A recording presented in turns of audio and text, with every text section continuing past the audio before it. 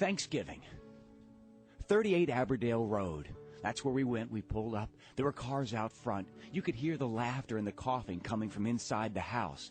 Dad would say, when we get in, keep it low. Don't forget the good air's low. We'd open the door, and there was a blue haze that filled the room. You could make out shadowy figures. I knew that was Uncle Bobby over there. Hey, there's Aunt Mary. There's Uncle Wally. He never married. He owned a florist shop down the street. Hi, everyone, he'd yell. Stay low if you want the good air. Forget about secondhand smoke. This is third, fourth, and fifth-hand smoke. We'd crawl in like army men, and we'd find the rest of the kids down there, too. Every once in a while, if you wanted to get a good lungful, you'd simply stand up and breathe in. Breathe in, said Uncle Wally. The air's fine up here. Then Uncle Billy would say, stay low and play with the army men. We had army men. They weren't really army men. They were just cigarette butts that were left over, shooting each other. You can't shoot me. Why not? My name's Lucky. Ha ha ha. We'd all laugh, and some of us would cough as well. And then all of a sudden, the doorbell would ring. Aunt Seal was there with her gravy. Now, Aunt Seal was an old woman with a big, long beard, and she had her gravy in front of her that she kept in a special container. Without a lid, she'd say, no lid on this one. Now, her head was always bent over because she had a huge hump on her back. We called it Aunt Seal's friend. No one wanted to touch it, but everybody wanted to look underneath the dress and take a look at it, but no one was allowed to look underneath the dress and take a look at it. But we would all kind of dance around it. Get low, Aunt Seal. But she was already low anyway because she was all bent over because of the hump on her back, and she'd have the gravy in front of her. I'm here. I'm ready to go. And with that, we'd all make our way into the room. Now, we'd run to the room. Now, from the living room to the dining room wasn't that far, but the strange thing was that our hearts and our lungs felt so heavy as we ran in there because everybody was smoking at the Curley's house. It was huge. It was like a Turkish bash or something. There was lots of smoke, and all around the table, you could sort of see where everybody was through the haze. You could kind of cut through it. And then my grandfather would step up. We called him Pop Pop. He worked as a cook in the army, and he would be standing there telling the story about how he saved the lives of every man in his platoon simply by jumping on a pot roast that wasn't completely cooked through yet. And that's how I saved him, he'd bark out. Good for you, Pop Pop, we'd yell. This was one of the traditions in the house, and then Nancy would sit down, and we would make sure that she was comfortable in her chair. She had a special chair with a special pillow, and the pillow smelled like smoke. She'd sit at the table, everybody was around, and suddenly Pop-Pop would say, all right, it's time to begin. He was a gruff man, and his face was all scratchy, and he had things coming out of it, and he'd turn to Aunt Seal, and he'd pop out his teeth. These are the teeth that he used to argue with you with. If you had a problem with him, and he'd say something, and you'd say something, he'd say, oh yeah? And he'd pop his teeth out suddenly, and he'd go, yak, yak, yak, yak, yak. And he'd make him fly in front of you, and his spit would fly out of his old teeth, and then he'd hand him to Aunt Seal, and she'd take him and put him in her purse, and she'd say, don't smoke all my Luckies. And she'd tap her purse and hold on to Pop-Pop's teeth. She had her purse on the table. She had her cigarette. She had her gravy. Pop-Pop would pull back the meat off the bone, and he would simply say, who needs a knife? You can cut this thing with your hands. And he'd peel away at the meat. Who wants what, he'd say, and that was our cue.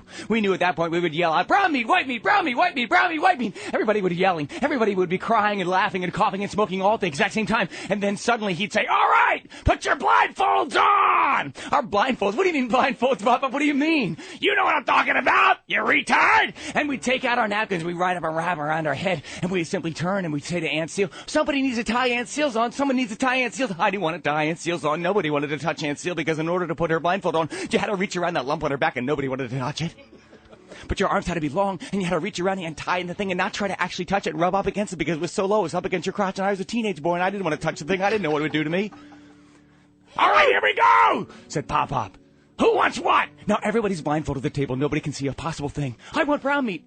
Brown meat. Oh yeah, try this. And he'd take a small piece of meat and he'd put it on the plate. And then you'd reach up and you taste it underneath your napkin.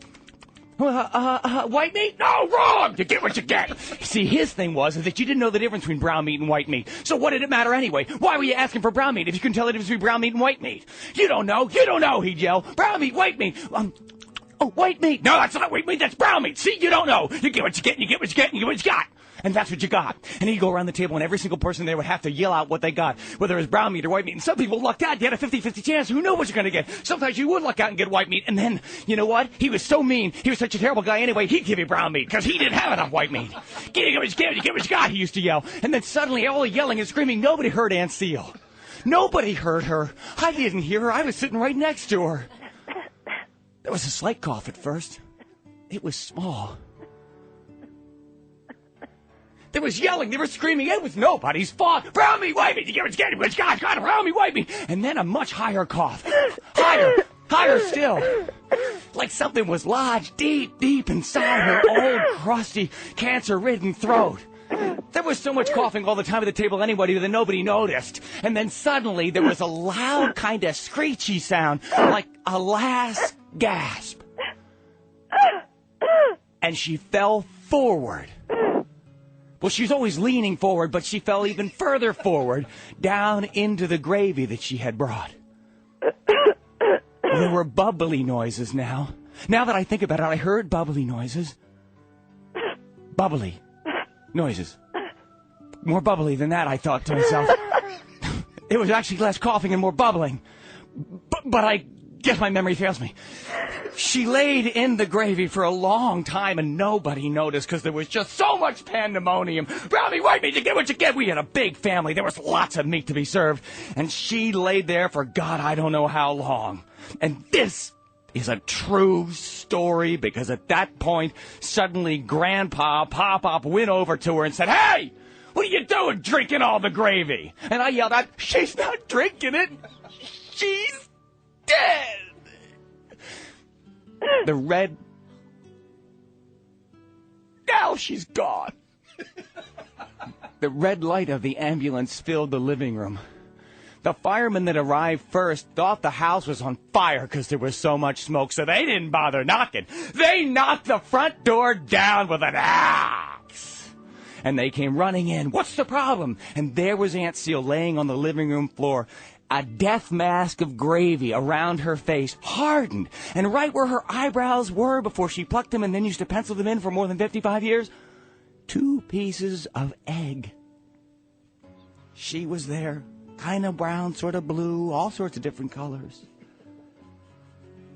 They knew. They looked at us and said, "Oh, well, she's going to be fine.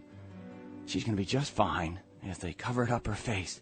They don't cover up people's faces that are fine, I thought. They put her onto the gurney. She fell off. They put her back on again. And then Pop-Up looked at me and he said, "Well, at least she died doing what she loved to do." "What's that, Pop-Up? What's that?" "Choking on a piece of brown meat." Wow. As the ambulance drove away, my grandfather ran to the door one more time, opened it up and yelled, "Hey!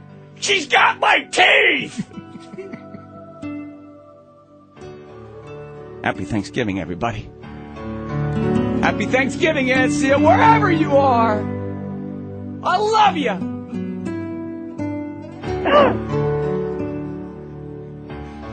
Oh, my goodness. Aunt Seal. Playing the part of Aunt Seal, begrudgingly, was my wife, Lacey Curley. Beautiful.